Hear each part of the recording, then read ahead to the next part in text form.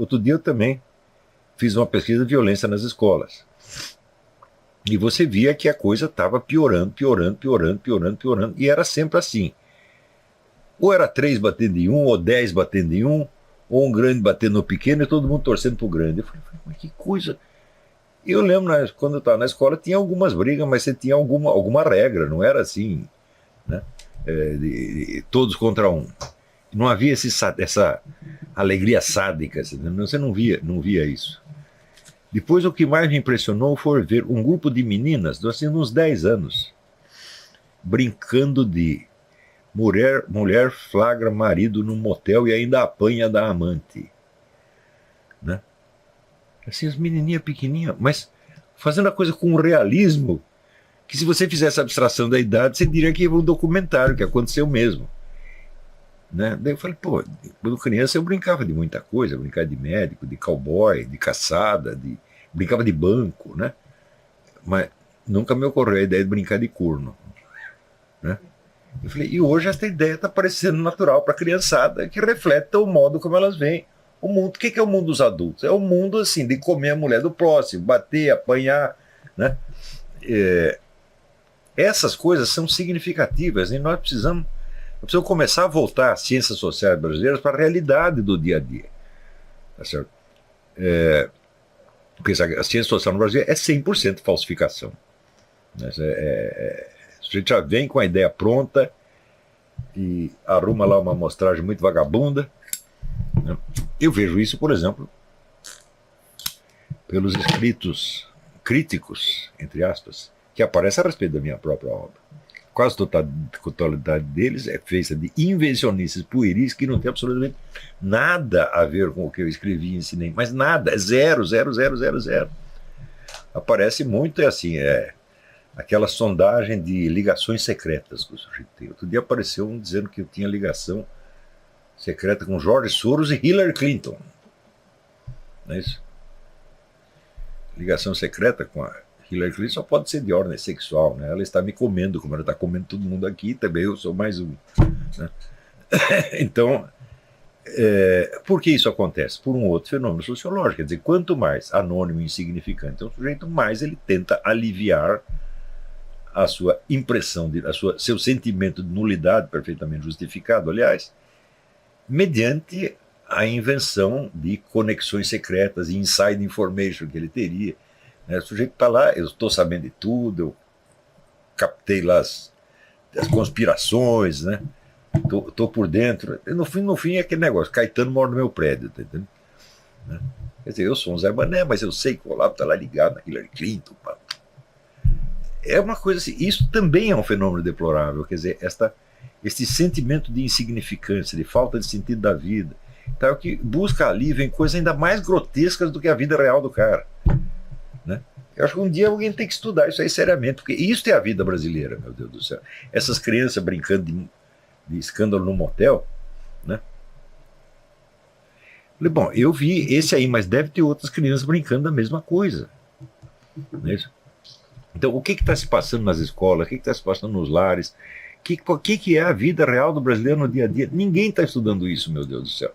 E não pode estudar, porque se estudar, vai aparecer uma realidade que é 100% oposta ao discurso oficial, do qual um grupo pequeno de universitários vive.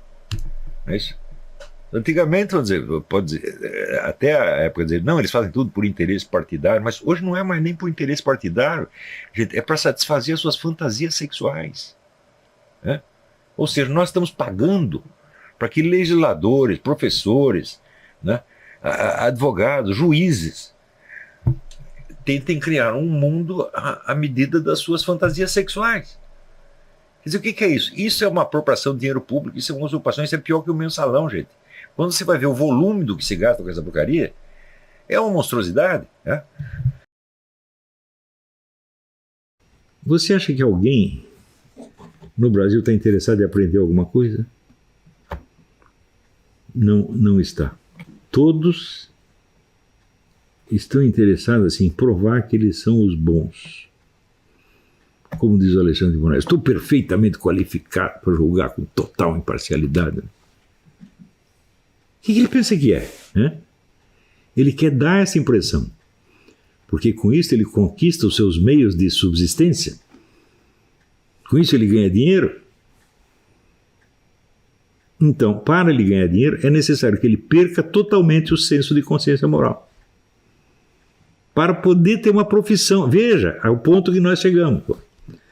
Quando você chega aqui nos Estados Unidos e você vê que as crianças, desde pequenininha, são acostumadas a falar em público e a discutir umas com as outras, defender seus argumentos, tentar provar alguma coisa e eventualmente mudar de ideia se o outro venceu, eu falo, meu Deus, que diferença isso faria no Brasil.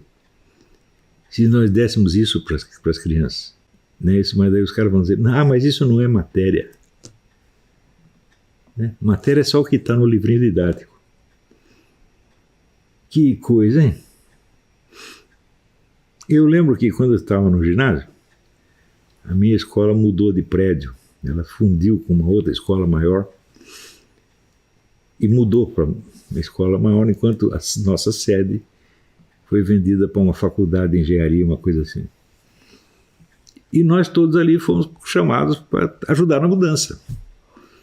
Transportar os móveis, montar tudo lá de novo, tinha o material de laboratório, essa coisa toda.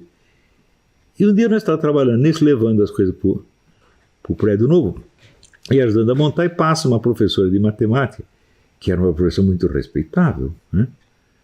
E ela disse assim, essa matação de aula está uma vergonha.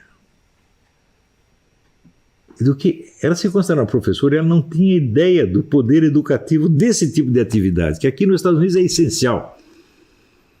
Aqui, se você participa de qualquer trabalho da escola, você ajuda a montar uma festinha, isso conta pontos para você no fim do ano. Porque isso é uma atividade didática, pedagógica. A mulher não sabia disso. Você imagina o que representa para um aluno que talvez não tenha tido nem aula de química ainda, ele ajudar a montar um laboratório. Isso vai ensinar mais química para ele do que um ano de aula, pô. É a coisa mais óbvia. Como é que vai montar, sei lá, museus com os bichinhos empalhados? Né? Você vai aprender biologia, meu Deus do céu. Além do mais, você vai aprender os princípios da convivência humana, a ordem, a legalidade, né? o direito, a moral. Tudo você vai aprender nesse trabalho.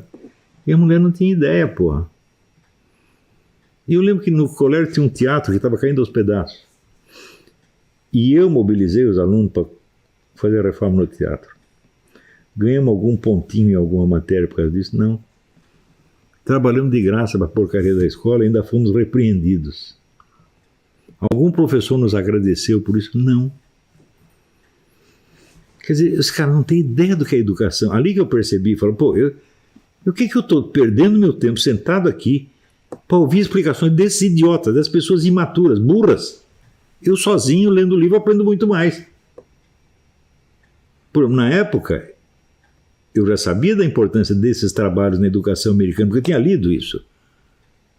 Então, o que eu estava fazendo? Eu estava praticando princípios de educação de um país mais desenvolvido, naquele meio subdesenvolvido, e os professores nem percebiam o que eu estava fazendo, meu Deus do céu.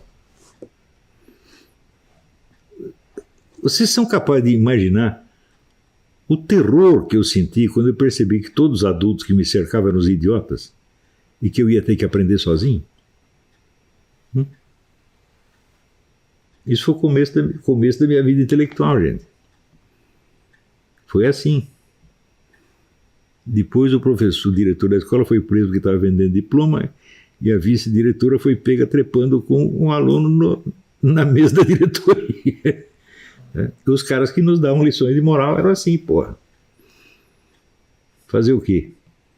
Então, esta experiência, vamos dizer, da degradação brasileira, eu tive desde jovem, eu vi o começo disso. Claro que na época não se imaginava onde a coisa ia chegar depois. E o pessoal conservador, tal, que acha que é tudo um problema ideológico, é porque os caras são comunistas, falam, mas não, os comunistas daquele tempo eram muito melhores do que os direitistas de hoje, porra. Eles tinham algum senso do que é a alta cultura. Você viram que eram os esquerdistas da época, assim, um Álvaro Lins, né? Um Astrogildo Pereira, falou, pô, peraí, calma lá.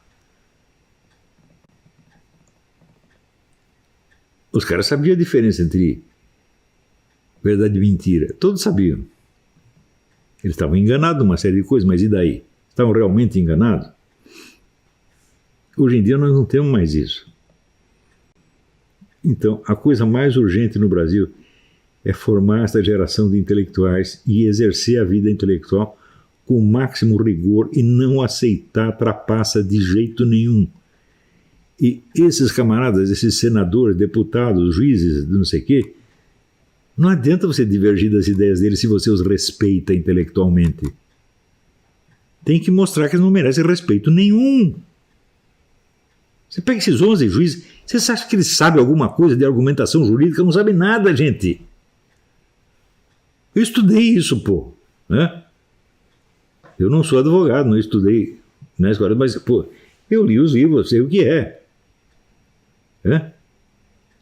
Pô, eu sei que, ó, no século XX, poucos caras ajudaram a esclarecer melhor a questão da argumentação jurídica do que o Chaim Perelman, que escreveu o livro Nova Retórica, né? Dá um livro do Chaim Perelman pro Sérgio Moro ler. Ele não vai entender nada, pô. Os argumentos que esses caras aprendem são tão infantis, tão bobos.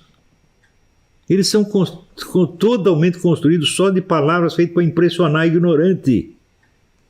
É isso que eles fazem.